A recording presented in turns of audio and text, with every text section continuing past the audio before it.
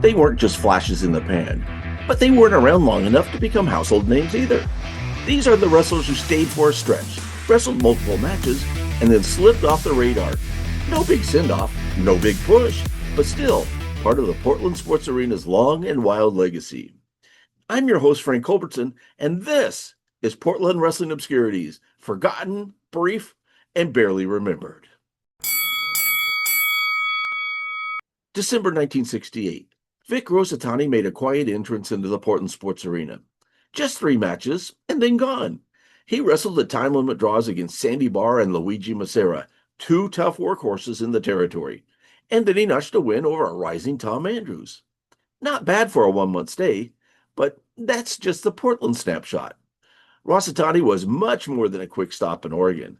He had a long, respected career across Southern Ontario and Detroit. But his biggest run came in Calgary Stampede Wrestling, where he became a notable figure during the territory's booming years. He wasn't flashy, but he was solid, a backbone guy. He didn't chase the spotlight, he just worked. Rosettani passed away from cancer in 2014, but for fans in the know, his legacy stretched far beyond that quiet little December in Portland. Next, we look at Bud Rattal, a journeyman's journeyman. Rattal stepped into the Portland Sports Arena in April of 1970, and he was gone 6 weeks later. He lost twice to the Claw, split a pair of matches with Haru Sasaki, and that was it. But this wasn't some rookie testing the waters. Rattal had been wrestling since the early 1950s. Think about that. Nearly 20 years of bruises, broken rings, and $30 payoffs. He never became a headliner. He wasn't flashy, but he was reliable, and that's the currency of the territory days. Portland was one of his final stops in his career. He retired in 1971, quietly stepping away after 2 decades in the ring. Not everyone finishes with fireworks. Sometimes it ends with a handshake backstage and a one-way Greyhound ticket out of town. October 1976. A new face showed up at the Portland Sports Arena, Tony Russo.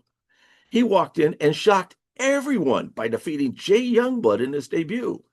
Youngblood would go on to become one of the most beloved babyfaces in the Pacific Northwest and Mid-Atlantic wrestling.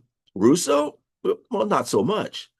After that opening win, it was all downhill. 1 win, 5 losses, 5 time limit draws. That's a classic enhancement run, making the local stars look stronger without looking like a total pushover. Still, Russo was sturdy in the ring. He kept matches competitive, worked clean, and he knew his role. He was never brought in to win. He was brought in to work. And in the process, he gave Portland fans an unexpected upset, and then quietly exited stage left. It's the summer of 1988. The Grappler had a temporary tag partner, the Terminator, known elsewhere as Rick Hazzard. And the two shocked Portland by winning the tag titles from the Southern Rockers on July 2nd.